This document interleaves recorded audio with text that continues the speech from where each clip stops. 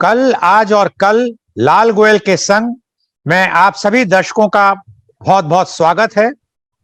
आज के इस कार्यक्रम में हमारे संग एक बहुत ही विशिष्ट व्यक्ति जुड़ रहे हैं। मैं उनका परिचय आप सबसे कराना चाहूंगा। वो बहुत ही सुप्रसिद्ध जाने माने क्रिकेट खिलाड़ी हैं। आप हैं मिस्टर सुरेंद्र खन्ना। सुरेंद्र खन्ना जी, आपका बहुत बहुत स्वागत, आप अभिनंदन है हमारे इस कार्यक्रम कल, आज और कल लाल गोयल के संग में। शुक्रिया लाल साहब। मिस्टर सुरेंद्र खन्ना जी भूतपूर्व इंडियन प्रीमियर लीग आईपीएल के गवर्निंग काउंसिल के सदस्य रहे हैं। आप भारतीय क्रिकेट खिलाड़ी, सुप्रसिद्ध भारतीय क्रिकेट खिलाड़ी, उसमें भी विकेट कीपर रहे, अपने समय में बहुत नाम कमाया है और आज भी आप बहुत ज्यादा चैनलों पे नजर आते हैं। आपको जब सैयद किरमानी को भारतीय चयनकर्ताओं ने सोचा कि अब उनको ड्रॉप किया जाए, उस वक्त 1979 में इंग्लैंड का टूर होना था और उसमें आपको श्री सुरेंद्र खन्ना जी को एक बहुत बड़ा ब्रेक दिया गया as a wicket keeper player in Indian cricket team में। आप डेजिग्नेट हुए विकेट कीपर फॉर इंडिया 1979 के वर्ल्ड कप के लिए। आपने तीनों गेम वर्ल्ड कप के बतौर विकेट कीपर खेले। आप इंडियन टीम में 1984 में एशिया कप जो कि शारजा में हुआ, उसमें भी आप सम्मिलित थे और उसमें भी बतौर विकेट कीपर बैट्समैन आप वहां गए थे। आपने हाफ सेंचुरीज बनाई, हालांकि बहुत ही कम स्कोर का मैचेस थे, लेकिन आपने श्रीलंका और पाकिस्तान के खिलाफ दोनों में हाफ सेंचुरीज बनाई और भारत को आपने विजय दिलवाई उस टूर्नामेंट में और आपको इसके लिए मैन ऑफ द सीरीज का से सम्मानित किया गया। आप भारतीय टीम के सदस्य के रूप में पाकिस्तान भी उसी साल खेलने गए थे। 1991-92 में आप स्कॉटलैंड एडिनबरा में एज ए प्रोफेशनल क्रिकेटर आपने वहां पे Corstorphine cricket club and Stewart's Melville cricket club में आप खेले। 1991 में आपने 1098 रन्स का बहुत बहुमूल्य प्रदर्शन करके बनाए, जिसका एवरेज 91.5% आता है। आजकल आप क्रिकेट के महारथी, cricketing expert, all India radio, Doordarshan एवं मीडिया कॉन्फ्रेंस विथ लाल गोयल में कई बार आते हैं और अपने अपने अपने एक्सपर्ट के विचार अपने रखते हैं। बहुत बहुत स्वागत आपका एक बार फिर सुरेंद्र खन्ना जी हमारे इस प्रोग्राम कल, आज और कल लाल गोयल के संग में। श्री सुरेंद्र खन्ना जी, आपको as a wicket keeper, as a cricketer बहुतों ने देखा है। हम सब ने अपने समय में बहुत कुछ देखा, किस तरह आप खेलते थे और किस बेधड़क होके आप चौके छक्के मारते थे। लेकिन आज हम थोड़ा एक नए पहलू को खंगोलने की कोशिश करेंगे। हम जानना चाहेंगे आपके बचपन के बारे में। आपका बचपन कहाँ बीता, कहाँ पे आपकी प्रारंभिक शिक्षा हुई, किस तरह आपने अपने को बचपन में अपनी शिक्षा प्राप्त की, उस बारे में हम जानना चाहेंगे श्री सुरेंद्र खन्ना जी। लाल साहब, पैदाइश तो मेरी दिल्ली में ही हुई और दिल्ली में पुरानी दिल्ली है, नोवेल्टी सिनेमा है, ओल्ड दिल्ली रेलवे स्टेशन है, उसके सामने, उसके ऑपोजिट साइड में, और वहाँ पे मेरा जन्म हुआ। और फिर वहाँ से हम लोग शिफ्ट कर गए रामजस रोड पे, करोल बाग, बहुत पॉपुलर ये नाम है। कटरा नील के पास में पैदाइश हुई और 1 साल का था तो मेरे वालिद साहब हमेशा और मम्मी कहते थे कि तू अच्छा पैदा हुआ, हमें घर छोड़ना पड़ा और शिफ्ट करना पड़ा और रामजस रोड पे आ गए। और फिर वहाँ से कुछ साल रहने के बाद, 10-15 साल रहने के बाद, मेरे वालिद साहब वो दिल्ली इलेक्ट्रिक सप्लाई अंडरटेकिंग में कार्यरत थे, तो बड़ी पोजीशन में थे। फिर उनको वहाँ पे हमें रहने के लिए ऑफिशियल अकोमोडेशन मिल गई, तो हम गुड़ मंडी में वहाँ पे डेसू के फ्लैट में रहते थे। इनिशियल स्कूलिंग मेरी हुई लाहौर मॉन्टेसरी स्कूल। भाटिया साहब थे उसके निर्माता, उसके प्रिंसिपल, उनके ओनर।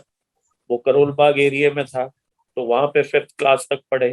फिर बाल भारती पब्लिक स्कूल में मैं 2 साल पढ़ा। वो उस समय स्कूल 7 तक होता था राजेंद्र नगर में। ये भी बहुत पॉपुलर है, गंगाराम हॉस्पिटल। आजकल पैंडेमिक का टाइम है, जब पूरी वर्ल्ड इससे जूझ रही है और हम सब भी काफी इससे त्रस्त हैं। और काफी हमारे नजदीकी लोग भी हमको छोड़ के चले गए हैं इस पीरियड में। और इसी में मैं अपनी कोशिश कर रहा हूँ कि पुरानी जो है इतनी अरसा हो गया, आई एम 64 नाउ, तो इतनी पुरानी बातें याद करनी तो नॉस्टैल्जिक हो जाता है। उसके बाद मैं फिर क्योंकि गुड़मंडी में वहाँ पे जब सीजन के बीच में ही, सेशन के बीच में गए, तो वहाँ पे government school Shakti Nagar number 1, वहाँ के प्रिंसिपल थे श्री RC पाठक उस जमाने में। और दोपहर का स्कूल था, वो 1 बजे होता था स्टार्ट। मॉर्निंग में शिफ्ट लड़कियों की होती थी वहाँ पे। तो वहाँ मैंने 8 से लेके हायर सेकेंडरी तक वहाँ पे पढ़ा। और उसके बाद फिर मैं हिंदू कॉलेज दिल्ली यूनिवर्सिटी में, one of the finest colleges in the country, वहाँ पे मेरे को एडमिशन मिला। I was very fortunate. और ये जो जर्नी है, मेरे वालिद साहब रिफ्यूजी थे लाहौर से। पार्टीशन जब हुआ तो बहुत फैमिलीज वहां से आई थी, तो हमारी भी family refugee family from Lahore. और वालिद साहब was the only bread earner. उनके 3 छोटे भाई थे, उनके परिवार फिर बढ़ते गए। हमारी दादी थी, जो वैल्यूज उन्होंने मेरे को दी, जो मेरी अपब्रिंगिंग उन्होंने की, कि अपनी लाइफ को अगर मैं बताऊं कि उन्होंने एक बार ही हमसे सवाल किया, सब बच्चों से, जॉइंट फैमिली थी। वालिद साहब ने कहा कि भाई बताओ तैराक कौन होता है? तो हमने कहा जो पानी में तैरता है। तो वो कभी डिस्करेज नहीं करते थे, कहा बहुत अच्छा जवाब, बहुत अच्छा। तो मैं बचपन से इंक्विजिटिव था, मेरे को आदत थी सवाल। मैंने कहा अगर आपसे पूछें डैड तो आप क्या जवाब, इसका क्या होगा? तो कहते हैं तुमने जवाब बहुत अच्छा दिया सबको, लेकिन मेरे से पूछ रहे हो तो तैराक, असली तैराक वो है जो बहाव के खिलाफ तैर, कि अगर इस भीड़ में अगर आप शामिल हो जाओगे लाल साहब, तो कोई पहचानेगा नहीं। और सीधी सच की राह पे बेटा चलना कठिन बहुत है, लेकिन इसका जो फल है वो बहुत मीठा। तो उनके, he was our role model पूरी फैमिली के। जैसे स्कूल में कुछ अध्यापक होते हैं, पाठक साहब, जो बहुत डिसिप्लिनेरियन थे। और जितने भी तमाम टीचर्स मेरे जो रहे हैं, उन्होंने मेरे को जो है, उस जमाने की फैकल्टी बहुत अच्छी होती थी। आप हमारे एज ग्रुप के हो, और अगर आज की एजुकेशन से मैं उसका अगर कंपैरिजन करूं, तो बहुत बहुत डिफरेंट था। हम 10 रुपए की फीस देके, मैं स्टील अथॉरिटी में कार्यरत हुआ, retired as head of sports, general manager category के अंदर। I was deputy general manager, जो कोई स्पोर्ट्समैन हमारे सेल में नहीं हुआ था स्टील अथॉरिटी में। तो 10 रुपए की फीस देके मैं वहां तक पहुंच गया। आज जो है लाखों रुपए हमें अपने बच्चों की फीस के लिए देने पड़ते हैं। कहाँ से कहाँ हम पहुंच गए हैं। तो आपका जो बचपन था, आपने बताया कि दिल्ली में ही शुरू हुआ और अलग अलग स्कूलों में। हाँ एक जी, हाँ सेंटेंस ऐड करूंगा जी। कि मेरी जितनी भी जो थोड़ा बहुत मैंने अचीव किया है लाइफ में, वो मेरे बुजुर्गों की, मेरे माता पिता जो अब नहीं है, दादी, और मेरे चाचा, जितने भी सब, क्योंकि जॉइंट फैमिली थी। एक दूसरे के लिए जो प्यार, अखलाक, और जो सेक्रीफाइस की भावना। मेरे बड़े भाई जो है अपना काम छोड़ के मेरे को मैदान में ले जाते थे। मैंने कहीं बाहर जाना है तो वो अपनी जेब से, जेब खर्ची से पैसे जो बचे होते थे, बहन और भाई बड़े जो है, वो मेरे को दे देते थे। बहुत कठिन समय देखा है। लोग अपनी बातें करते हैं, हर एक की जिंदगी में सब जो है वो राजा के परिवार में पैदा नहीं होते हैं। और मजा जिंदगी का वही है कि जब आप गुर्बत में सब कुछ जो है मेहनत करके हासिल करो, फिर उसका मजा कुछ और हो। फिर तो लाल गोयल साहब भी बुलाते हैं, इतने सालों के बाद भी याद आप करते हो। ऐसी कई और प्लेटफॉर्म है जहाँ पे वो बुला के और हमारी बातें इतनी पुरानी जो है वो भी बातें सुनना चाहते हैं, कि शायद ये कुछ और हमारे समाज में, देश में 70% लोग जो है वो 3 वक्त का रोटी भी नहीं खा पाते हैं। तो शायद कुछ और भी इंस्पायर हो जाए। जी। खन्ना साहब, जैसे आपने बताया कि आपको बहुत प्रेरणा मिली आपके परिवार से, खासकर आपके वालिद साहब से, आपके पिताजी से।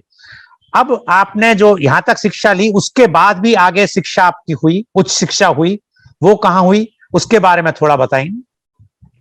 जब कॉलेज में गए तो वहां पे क्रिकेट ज्यादा खेली, पढ़ाई कम की, क्योंकि मैं स्कूल में साइंस स्टूडेंट था।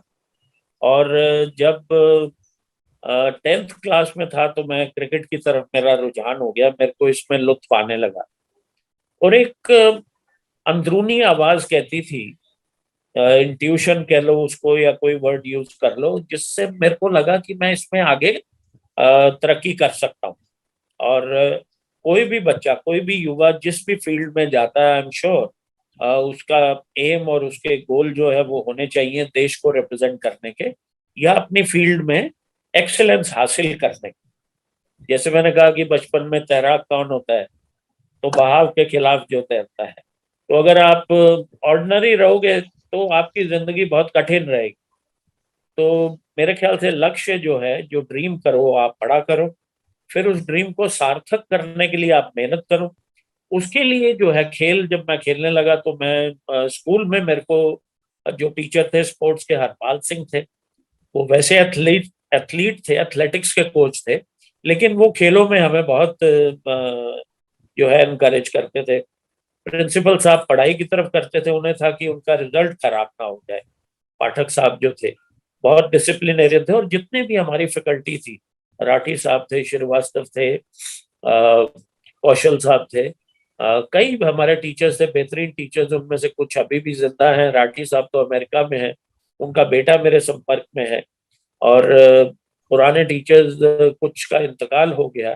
तो वो बहुत ही अच्छे थे और उनकी ब्लेसिंग्स हमें मिली। और स्कूल में जब मैं दिल्ली स्कूल्स और नॉर्थर्न स्कूल्स के लिए खेला, तो उसके बाद कॉलेज में, हिंदू कॉलेज में आए, वहां पे ग्राउंड था, मैं वहां इसी में पे आप हमारे सीनियर खन्ना थे, साहब आपको एक सब मिनट लोग रोकना, थे। खन्ना साहब एक मिनट रोकना चाहूंगा।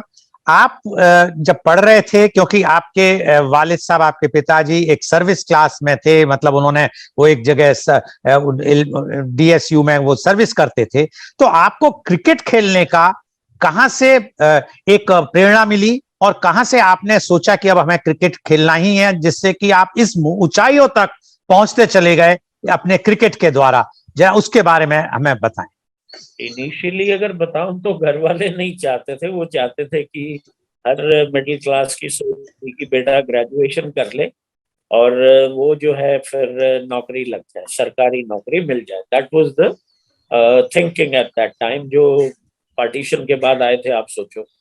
और घर में मेरे अंकल, मेरे 25 साल की उम्र तक हमें ये पता था कि वो बड़े भाई हैं हमारे, श्री प्रेमनाथ खन्ना, स्टिल अलाइव। वो चार्टर्ड अकाउंटेंट बने, हमारे साथ ही रहते थे। तो वो रोल मॉडल थे हमारे। तो वो मेरे फादर को कहते थे, मैं साइंस सब्जेक्ट्स लिए थे, कि मुझे अकाउंट्स नहीं करना, कल को ये अपने पास बुलाएंगे, सीए कर लो, कॉस्ट अकाउंटेंसी कर लो। मैं अपने दोनों बड़े भाइयों को रोज देखता था, उनको सवाल जवाब होते थे। तो फादर को मैंने जब कहा कि मैं इंजीनियर बनूंगा, उनकी चाह भी थी कि घर से एक बेटा अगर पढ़ाई में अच्छा है तो वो इंजीनियर बने, मेरे वालिद साहब। तो मैं ऑलराउंड स्पोर्ट्स खेलता था। बट हमारे स्कूल के पास में एक नेट चलता था बिरला स्कूल में, वो sonnet cricket club.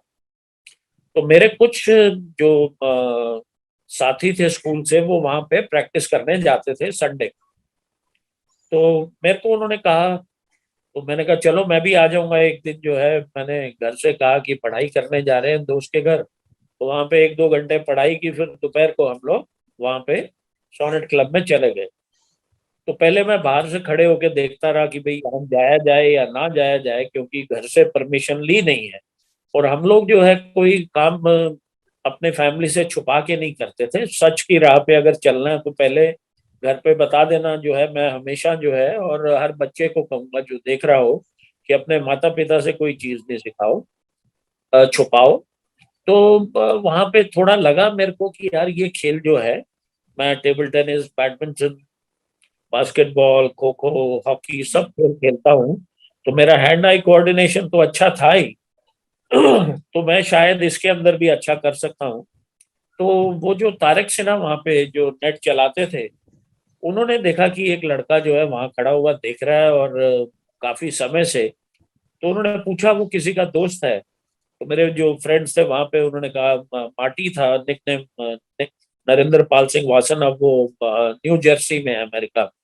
We are in touch, हम आपस में अभी भी टच में हैं। और एक कुकी गुरशरण सिंह, वो टोरंटो में है, कनाडा में, उनसे भी मैं टच में हूँ। तो उन्होंने कहा हाँ ये हमारा स्कूल से ही दोस्त है सुरेंद्र, और इसको भी हम चाहते हैं ज्वाइन करें। लाल साहब उस जमाने में वो फीस होती थी महीने की 2 रुपए। तो हमारे पास 2 रुपए नहीं होते थे देने के। फिर 2 से 5 रुपए हो गई, तो जब दो नहीं देते थे तो पांच कैसे देंगे। खैर, तारक सिन्हा जो है उन्होंने हमारे को जो है मौका दिया वहां पे नेट पे। तो खिला के देखा उन्होंने। मैं बॉलिंग करता था उस समय, ऑफ ब्रेक और leg break, right arm leg break. तो वो फील्डिंग करवा रहे थे, तो मैंने कैचेस जो है वेरी एथलेटिक, रिफ्लेक्सेस अच्छे थे, तो मैं कैच ड्रॉप नहीं करता था ना कि ये। तो फिर हमारा कुछ महीने के बाद एक मैच हो रहा था संडे, उसमें विकेट कीपर इंजर्ड हो गया। तो कोई विकेट कीपर था नहीं। तो मैंने ग्लव्स डाल लिए, मैंने कहा चलो मैं करता हूँ। तो उसमें मैंने 2 या 3 विकेट लिए, उनके 6-7 आउट हो गए थे। तो बाद में मैच खत्म हुआ, तो मेरे को तारिक सिन्हा बोले कि सुरेंदर, अगर तुम विकेट कीपिंग करो तो अच्छा होगा, तुम्हारे रिफ्लेक्सेस अच्छे हैं, और इसमें जो है आप as compare to allrounders, batsmen, bowlers, इसमें अगर आप अच्छे हो जाओ तो आपकी टीम में जगह बन जाती है। हर टीम को विकेट कीपर चाहिए, और अगर आप बैट्समैन हो साथ में तो वो आइसिंग ऑन द केक हो जाएगी। तो उन्होंने कहा, मैंने भी सोचा उस बारे में। अ, अगर आप बॉर्न विकेट कीपर होते हो तो बात कुछ और होती। When you are a made wicket keeper, तो मन बहुत जो है ना वो दृढ़ होना चाहिए, निश्चय आपका दृढ़ होना चाहिए। तो खैर, बहरहाल जो भी डिफिकल्ट चैलेंज होता था, मेरी शुरू से आदत रही है। जैसे अभी करप्शन इन क्रिकेट की बात होती थी, कहते कोई हटा नहीं सकता, कोई कुछ कर नहीं सकता। तो हमने कहा कोशिश तो कर सकते हैं। सच्ची कोशिश हो तो रिजल्ट भगवान जो है बरकत डाल देता है। तो ऐसे ही विकेट कीपिंग शुरू हुई। सफर सोनेट क्लब से शुरू हुआ, फिर दिल्ली स्कूल में सेलेक्ट हो गए, कुछ जोनल टूर्नामेंट्स मैचेस खेले, नाम चल पड़ा। फिर नॉर्थ जोन स्कूल में सेलेक्ट हो गए, नाम थोड़ा और चल पड़ा। फिर इंटर यूनिवर्सिटी में मौका मिला मेरे को फाइनल ईयर में। पहले 2 साल मैं कॉलेज के लिए खेलता रहा, मेरे से बहुत बेहतर खिलाड़ी थे। तो फाइनल ईयर में जब मिला तो मैं नॉर्दर्न यूनिवर्सिटी भी खेला। उसके बाद फिर अंडर 22 होती थी एक, उसमें मैं दिल्ली स्टेट के लिए, नॉर्दर्न स्टेट का कैप्टन भी बना। और ये सफर फिर 4-5-6 सालों का है, जिसमें लगातार जो है परफॉर्मेंसेस, मेहनत। और फिर इसके अंदर साइंस स्टूडेंट से मैं पॉलिटिकल साइंस, इकोनॉमिक्स ले ली कॉलेज में। मैं वालिद साहब को रिक्वेस्ट की कि मैं क्रिकेट खेलना चाहता हूँ, अब मेरे को जो है इसमें एक्सेल करना है, मुझे लगता है मैं अच्छा कर सकता हूँ। उन्होंने कहा कितने साल चाहिए? मैं बोला कि मेरे को 4 साल 5 साल चाहिए। बोले ठीक है। तो मेरे अंकल जो चार्टर्ड अकाउंटेंट थे वो नहीं चाहते थे, I mean he was my well wisher. कहा ये अपना समय बर्बाद कर रहा है, क्योंकि उस समय कोई भी पेरेंट, जैसे आजकल माँ बाप बच्चों को लेके आते हैं ग्राउंड पे, हमारे टाइम में ऐसा नहीं। वो चाहते थे कि हम पढ़ाई अच्छी करें, जो फैमिली बैकग्राउंड थी हमारी। तो खैर, वो सफर चलता चलता जो है रणजी ट्रॉफी तक पहुंच गया। कुछ 100 भी मारे विकेट कीपर होते हुए, अगर आप सैकड़ा मारते हो तो बहुत बड़ी बात होती। और मेरे वो जो 100 थे वो ऐसे टाइम पे लगते थे जब टीम को जरूरत होती थी, या मेरी परफॉर्मेंस से टीम जीत जाती थी। मेरी शैली जो थी खेलने की, वो अटैकिंग थी, पॉजिटिव थी। और फास्ट बॉलर्स को खासकर, स्पिनर्स को तो बहुत देखे होंगे मारने वाले, तो वो गरीब होते हैं स्पिनर्स ना, उनको कोई भी मार देता है। फास्ट बॉलर को मारने के लिए जब हेलमेट नहीं थे, थाई पैड नहीं था, अपने बैट नहीं थे, सामान हमारा नहीं था, पैड भी अच्छे नहीं थे, मांग के खेलते थे। तो आप सोचो वो समा कैसा रहा हो। आज तो छोटा सा बच्चा नेट पे आता तो पूरा किट बैग लेके आता अपना, 40-50 हजार रुपए का बैग होता है वो। तो हमारे पास तो 2 रुपए 5 रुपए फीस देने के नहीं होते थे, तो सामान भी मांग के खेलते थे। उसमें मेरा बचपन का दोस्त है अरविंद भसीन, उसका निकनेम टीटू। वो हमारा जो है वो सामान देता था तो हम खेलते थे। फिर क्लब से, फिर स्कूल से भी, फिर कॉलेज हमको वो फैसिलिटीज मिलने लगी एज कंपेयर टू जो आज फैसिलिटीज हैं, जितनी इम्प्रूवमेंट इक्विपमेंट में हो गई है वो उस समय नहीं।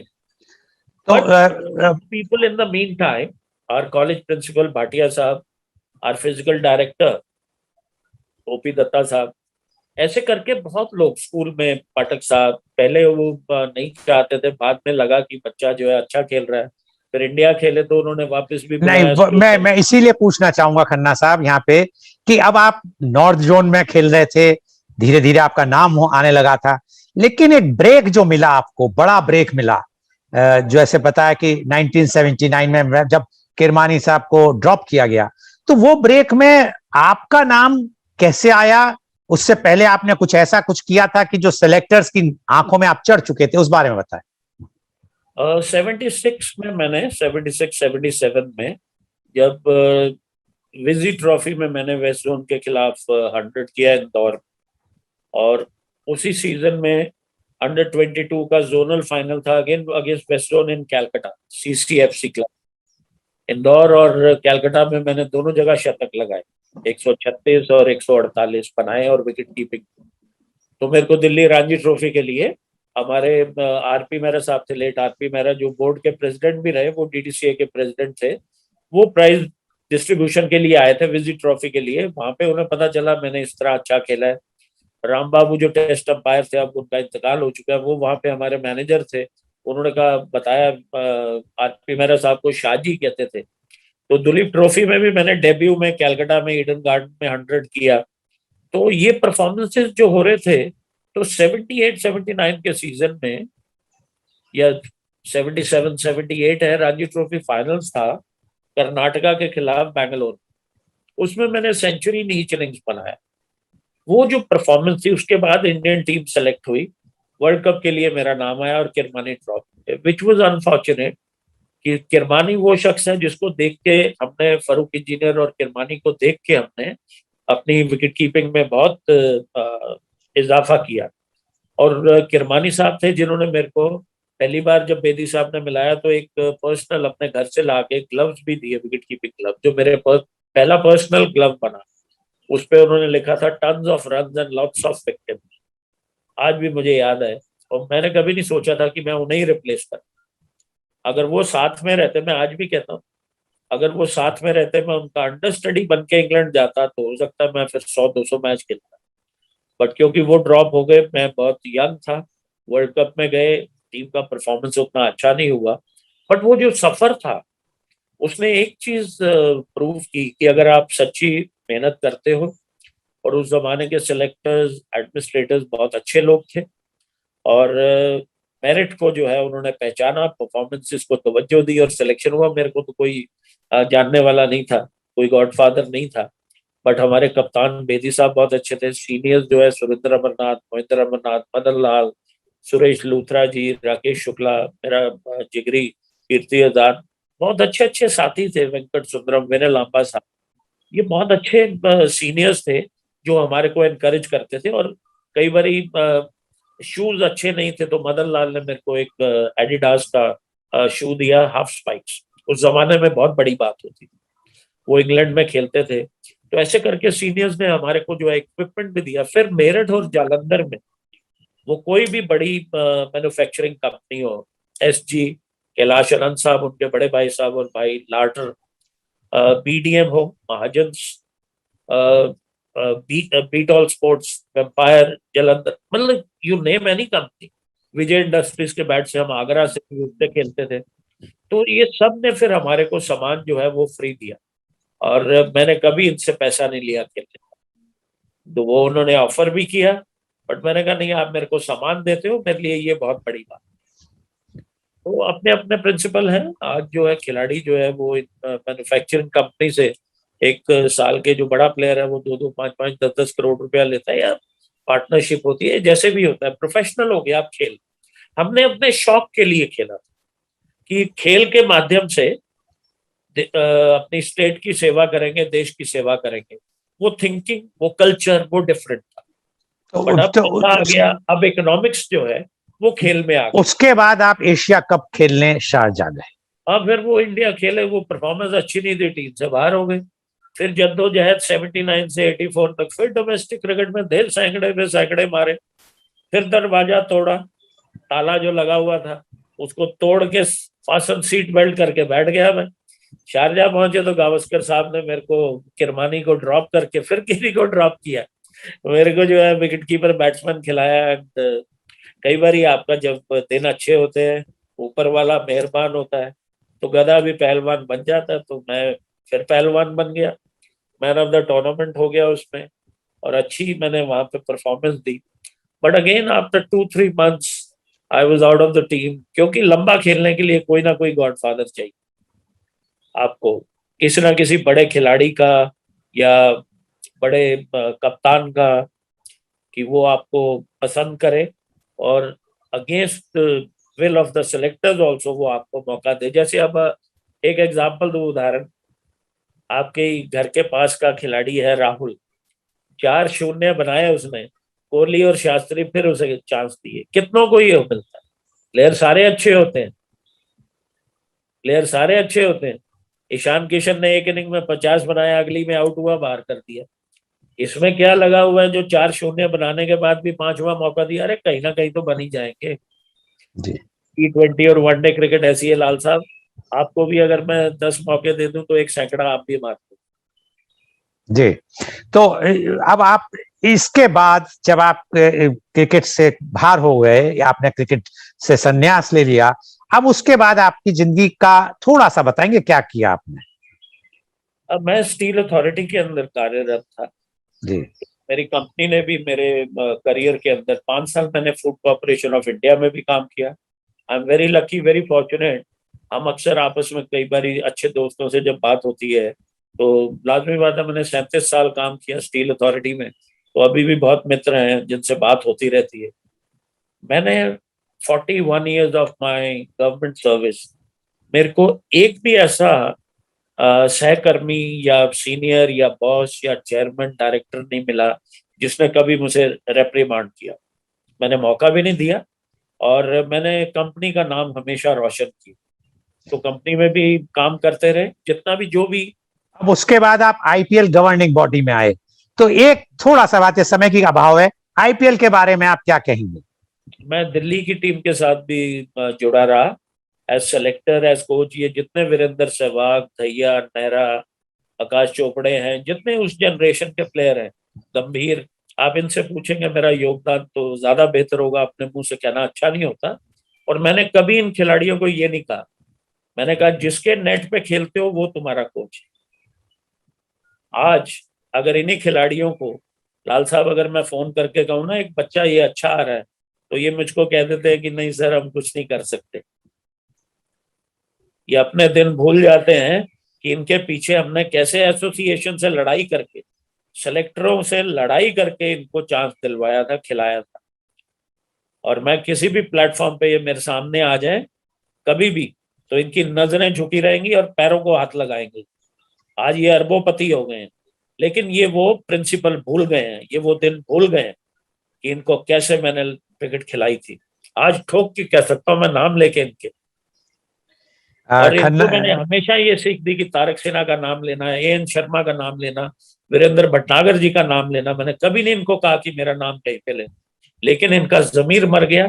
आज पैसा भगवान हो गया, इसीलिए हमारी सोसाइटी का भी पतन हो गया। जी खन्ना साहब, चलते चलते क्या एक सेंटेंस में आप अपना एक संदेश देना चाहेंगे युवा पीढ़ी को?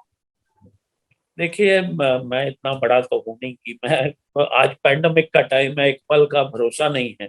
अच्छे काम करो, अपने माता पिता जितने आपके नजदीक हैं उनकी सेवा करो, मदद करो। If you help somebody, bring smile on somebody's face without expecting anything in return.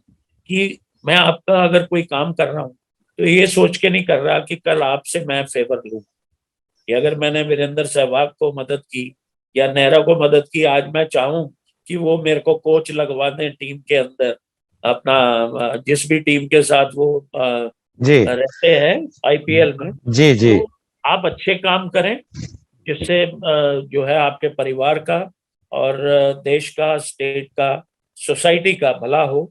और हार्ड वर्क, बहुत बहुत बहुत बहुत जी जी सच्ची मेहनत नेवर गोज अनरिवॉर्डेड। और बहुत मैं कुछ पेरेंट्स के लिए कहना चाहूंगा जी कि वो अपने बच्चों को वो करने दें जो बच्चा करना चाहता जी है, बहुत वो सपोर्ट करें। बहुत बहुत बहुत धन्यवाद सुरेंद्र खन्ना जी, आज हमारे संग जुड़ने के लिए और अपने बारे में बताने के लिए, जो एक और लाल साहब, बहुत ही प्रेरणादायक है। I'll be failing in my duty if I ji don't mention my late wife Abita ji and all the close ones, my children, कि मैं क्रिकेट में कार्यरत रहा और अपनी फैमिली से दूर रहा।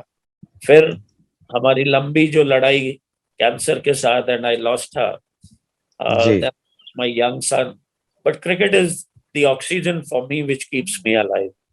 And of course people like you जो इतना प्यार देते हैं और मेरे से बातें करते हैं। Thank you very much. बहुत बहुत धन्यवाद सुरेंद्र खन्ना जी, आपका जीवन जो है बहुत प्रेरणादायक है, युवा पीढ़ी के अलावा हम सबके लिए भी, कि आपने एक किस तरह अपनी लाइफ जीवन शुरू की और कहां से यात्रा शुरू करके कहां तक पहुंचे, कितनी ऊंचाइयों तक पहुंचे, लेकिन एक मिलनसार, बिल्कुल कहीं भी कोई आप में दम्भ नहीं है, कोई किसी तरह का भी अहंकार नहीं है। ये बहुत बड़े बड़े बहुत महान इंसान में ही हो सकता है जो सुरेंद्र खन्ना जी आप में है। और बहुत बहुत धन्यवाद आपका कि आज आप हमारे संग जुड़े।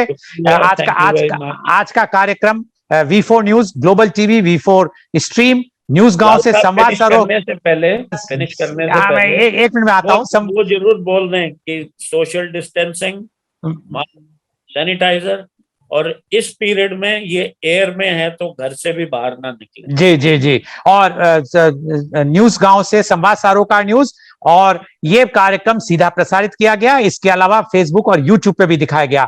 And tomorrow our programme media conference with Lal Goyal at 10:30 AM, role of youth in judicial system is the topic, and our chief guest is Advocate Ramesh Kumar Sharma, renowned lawyer of Western UP Mathura. Along with him, 7 youth guests will be there. They will be discussing and talking about the role of youth in judicial system. बहुत बहुत धन्यवाद सुरेंद्र खन्ना जी आपका पुनः, कि आपने इतने अच्छे अच्छे अपने संस्मरण सुनाए। आशा ही नहीं, पूर्ण विश्वास है कि आज आपका कार्यक्रम बहुत बहुत प्रेरणादायक रहेगा और सब लोगों को बहुत पसंद आएगा। बहुत बहुत धन्यवाद।